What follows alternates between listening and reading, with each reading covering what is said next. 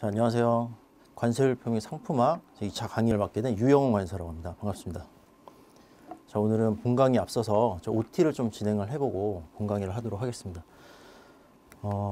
일단 관세율표 학습 방법에 대해서 많이 궁금하실 것 같아서 학습 방법 어떻게 공부를 해야 되는지. 관세율표라는 과목이 참 어렵죠. 2차에 처음 관세사 2차에 처음 들어오는데 너무 이제 실생활에 접하지 않은 어떤 그런 분야다 보니까 좀 어려움이 있습니다. 그래서 어떤 식으로 학습하시는 게 가장 효율적인지 제 나름대로 방법을 좀 알려드리고요. 그 다음에 본 강의의 어떤 교육 과정에 대해서 간단히 설명드리도록 하고 본 강의 들어가도록 하겠습니다. 자, 관세율표가 지금 어떻게 보면 관세사의 가장 중요한 과목이라고도 할 수 있는데요.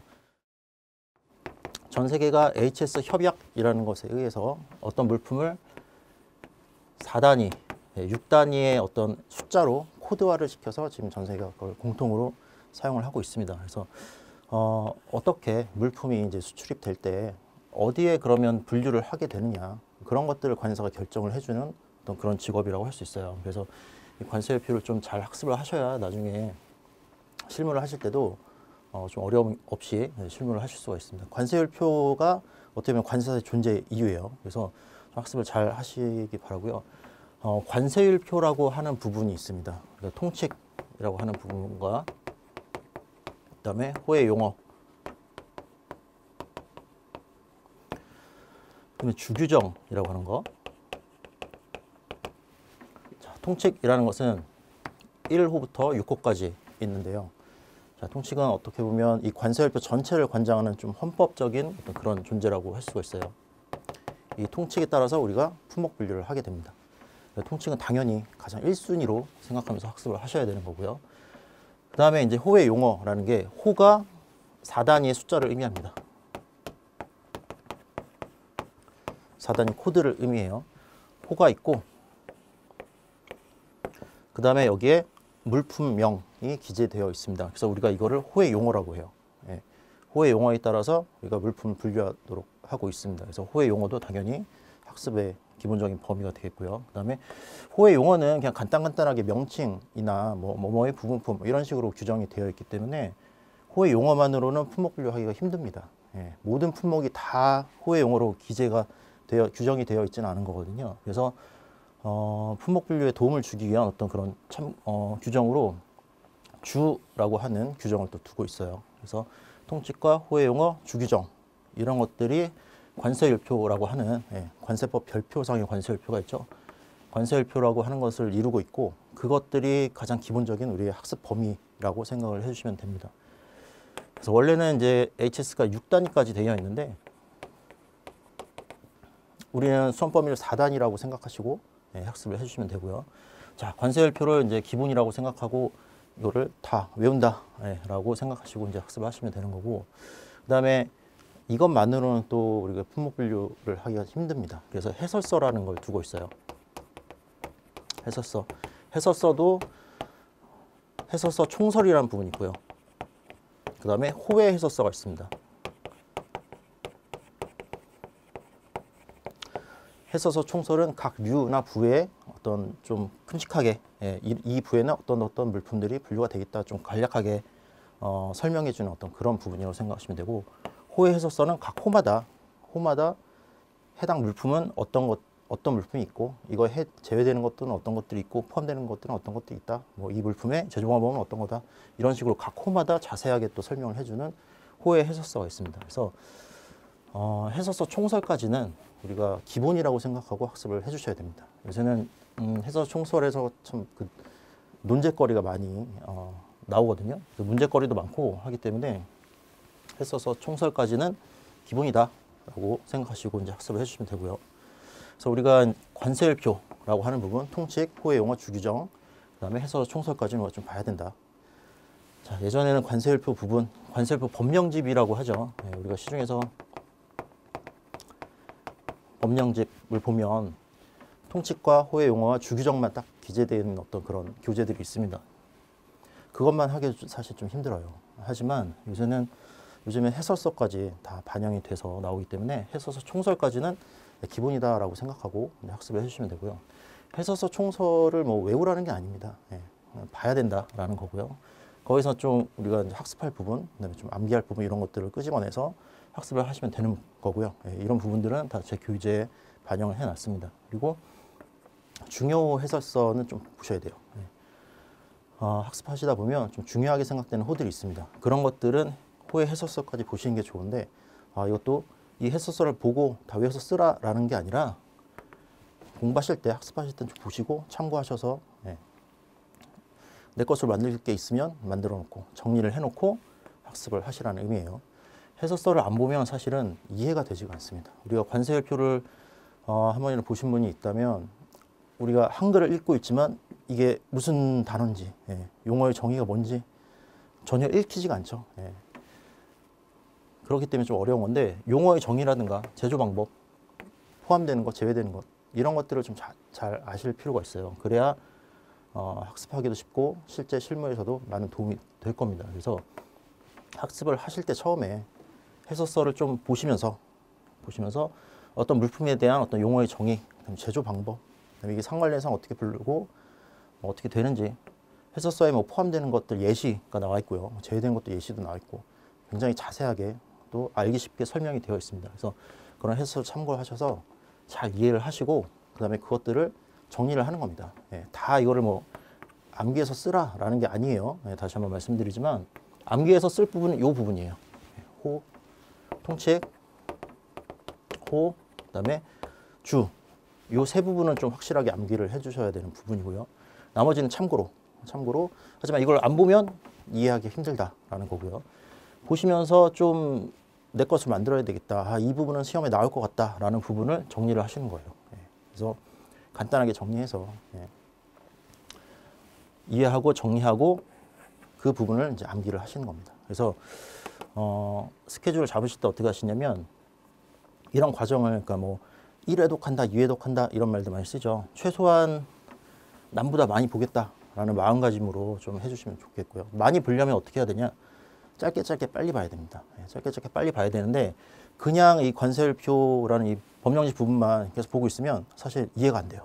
전혀 이해가 안 되고 그렇기 때문에 좀 이런 것들 제가 설명을 다 해드릴 거예요. 그런 부분을 참고하셔서 이해하시고 정리하시고 그다음에 시험에 한 두 달 정도 남았을 때 내가 정리한 것들만 암기를 해주는 거죠. 그런 식으로 학습을 하시는 게 좀 빨리 합격을 할 수 있는 방법이라고 생각합니다. 그리고 법적인 사고를 가져라라고 말씀을 드리는데 이게 상품에 대한 얘기가 나오다 보니까 이게 법인지 뭐 그냥 설명인지 좀 헷갈릴 때가 있어요. 하지만 이거는 협약이고 국내 법화한 거기 때문에 당연히 법이다라고 생각을 하시고 학습을 하셔야 됩니다. 그리고 법적인 사고를 가지셔야 된다는 말씀은 또 뭐냐면 이해가 안 되는 부분이 있을 수가 있습니다. 대부분 이해가 안 될 거예요. 이해가 안 되는 부분을 붙잡고 이거는 왜 논리적으로 이렇게 규정을 해놨지? 라고 생각을 하시면 안 돼요. 이거는 법입니다. 법이라고 생각하고 이건 약속이다. 우리가 전 세계가 그냥 약속해서 품목을 분류를 하기로 약속을 한 거다라고 개념을 잡으시고 이해 안 되는 부분 그냥 넘어가시면 돼요. 그거를 따지고 들면 안 됩니다. 이건 그냥 약속을 한 거예요. 그렇죠? 그래서 이해가 잘 돼, 논리적인 흐름에 의해서 이해가 잘 되는 부분도 있어요. 하지만 그렇지 않은 경우도 있다. 그런 부분은 과감하게 그냥 이거 약속이구나 이렇게 정했구나 그렇게 생각하시고 넘어가시면 된다라는 거. 이해 안 되는 거에 한번 매몰되면 빠져나올 수가 없습니다. 이게 왜 이렇게 됐지? 막 찾아보고 하실 필요가 없다는 거예요. 시간 낭비예요. 그냥 이렇게 결정한 거구나, 약속한 거구나 라고 생각하시고 넘어가면 된다는 거예요. 그리고 자, 이게 암기만을 위한 시험이 아니냐 뭐 이런 말들이 많이 있죠. 그렇습니다. 암기를 당연히 해야 쓸 수가 있어요. 어쩔 수 없는 겁니다. 그래서 뭐 그냥 관세율표 부분 그냥 딸딸 외우면 되지 않냐 이렇게 생각하시는 분들이 있으실 거예요. 당연히. 하지만 아까 말씀드렸듯이 이해가 되지 않으면 암기를 할 수가 없습니다. 너무 이 규정 자체가 희한한 규정이 많이 있죠. 그걸 본다고 해서 내가 이해를 할 수 있고 그냥 암기가 되나? 그러면 이제 하시면 되는데 대부분 그렇지 못하죠. 저 같은 경우도 굉장히 힘들게 암기를 했었는데 암기를 하기 위해서는 그걸 이해해야 돼요. 이해를 하면 암기가 잘 됩니다. 이런 것들이 선순환적으로 계속 반복을 하시다 보면 암기가 잘 되실 거고요. 암기를 하기 위해서 암기식 같은 걸 많이 활용하셔서 하시는 게 좋습니다. 정리가 다 되시면 암기하는 과정에 있어서 암기식을 많이 만드시는 게 또 중요합니다. 암기식을 만드셔서 나만의 암기식을 만드셔서 그걸 암기식을 만드신 다음에 그걸 복구를 하는 거죠. 주기정이나 호의 용어나 이런 것들로 복구가 되면 그거는 된 거고, 만약에 암기식을 만들었는데 복구가 되지 않는다, 그러면 암기식을 다시 만드시든지 아니면 다시 암기를 하시든지. 그래서 이거 암기식을 만들어서 복구를 하는 과정, 복구된 걸 암기식 떠올리는 과정, 이런 것들을 좀 연습을 하셔야 돼요. 그리고 암기식을 만드시는 게 도움이 많이 되는, 실제 시험에서 도움이 많이 되는데, 실제 시험장에 가면 문제지가 이렇게 주어집니다. 6문제가 주어지는데 이렇게 슬쩍 볼 수가 있어요. 그러면은 미리 암기식을, 내가 아는 문제가 나왔다, 미리 암기식을 막 생각을 하시겠죠. 시험이 시작되면 메모에다가 암기식을 미리 다 적어 놓습니다. 이게 나중에 쓰다 보면 다 잊어먹게 돼요. 80분 동안 문제 1번부터 6번까지 거의 뭐 그냥 쓰기만 해도 바쁜 어떤 그런 시간인데, 쓰다 보면 생각할 시간이 없을 정도로 이렇게 쓰게 됩니다.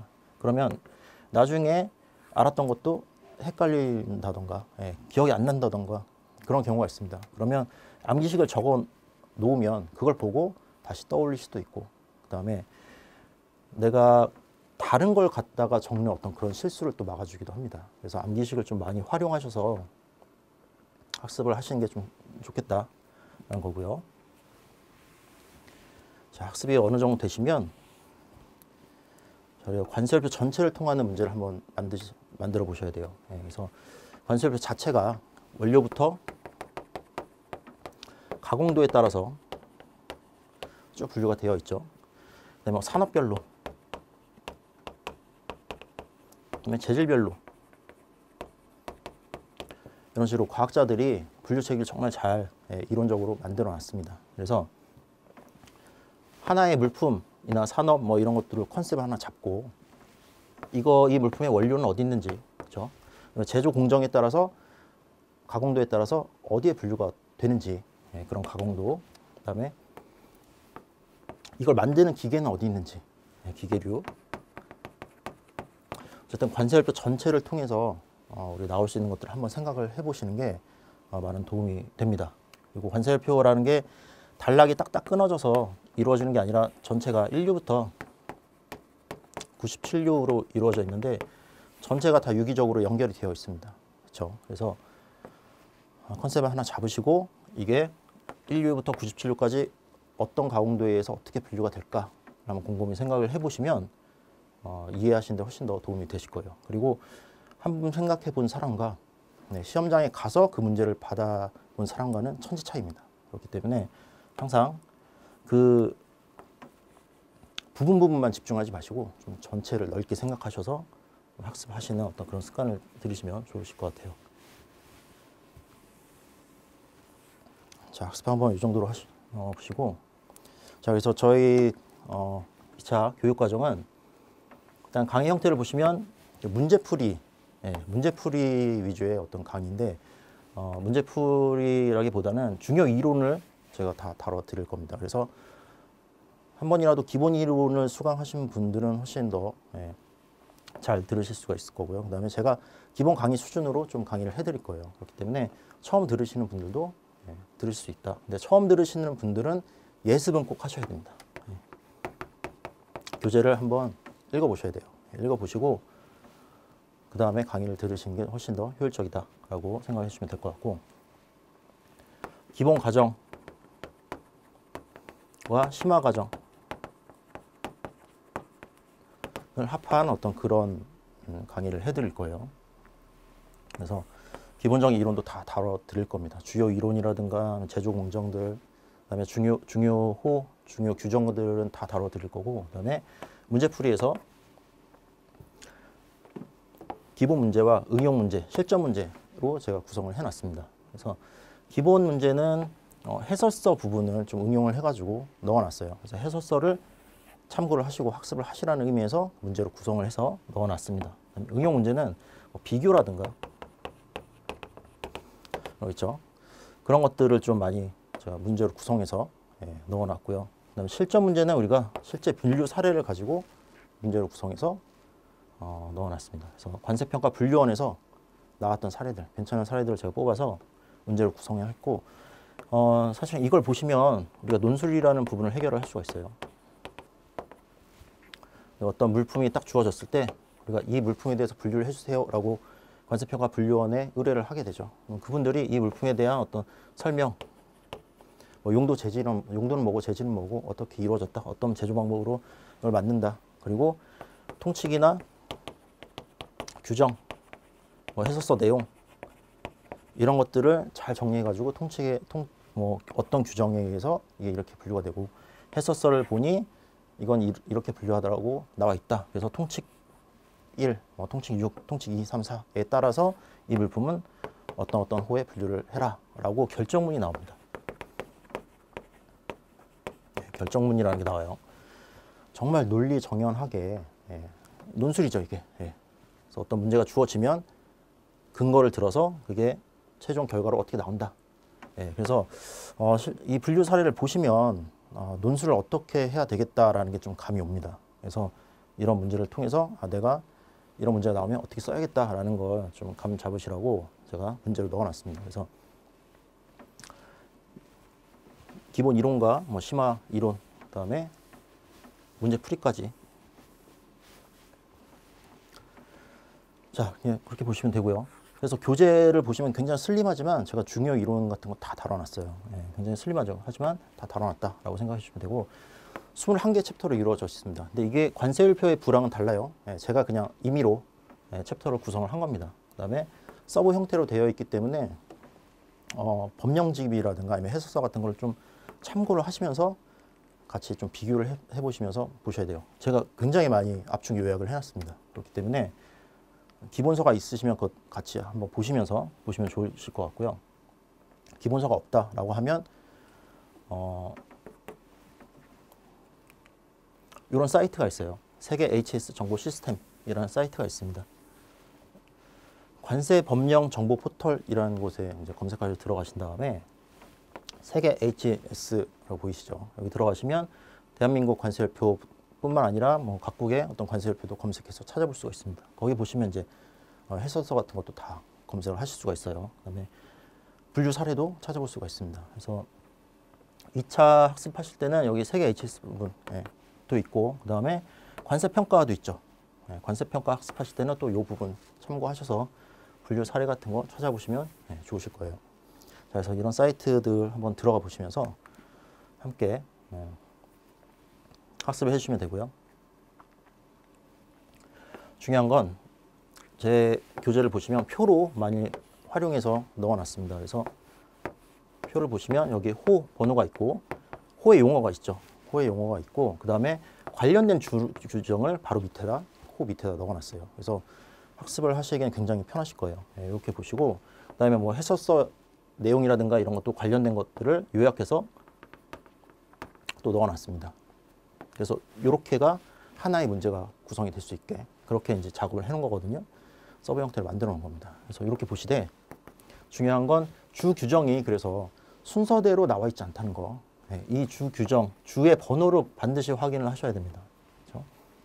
자, 주 규정의 배치가 다르다. 주1, 주2, 주3, 주4 이렇게 나와 있는 게 아니다라는 거 확실히 좀 인지를 하시고 이 교재에 나와 있는 이 주 규정 몇 번인지 번호가 뭔지를 확인을 하시면서 학습을 하셔야 돼요. 왜냐면 요새 시험 스타일이 그냥 뭐 85류 주 1에 대해서 써라 이런 식으로 그냥 주 번호를 갖다가 문제를 주고 그거를 쓰라는 식으로 많이 나옵니다. 그렇기 때문에 이 주 규정이 몇 번인지 확인을 하시면서 좀 학습을 해주셨으면 좋겠어요. 그래서 공부 방법이라든가 교육과정 이런 것들, 그다음에 제가 강의를 하면서 좀씩 어떻게 서술을 해야 되는지 이런 것들 많이 말씀드릴 겁니다. 그래서 웬만한 거 다 말씀드린 것 같고요. 자, OT는 이 정도로 마치기로 하고 다음 시간에 바로 이어서 본 강의로 들어가도록 하겠습니다.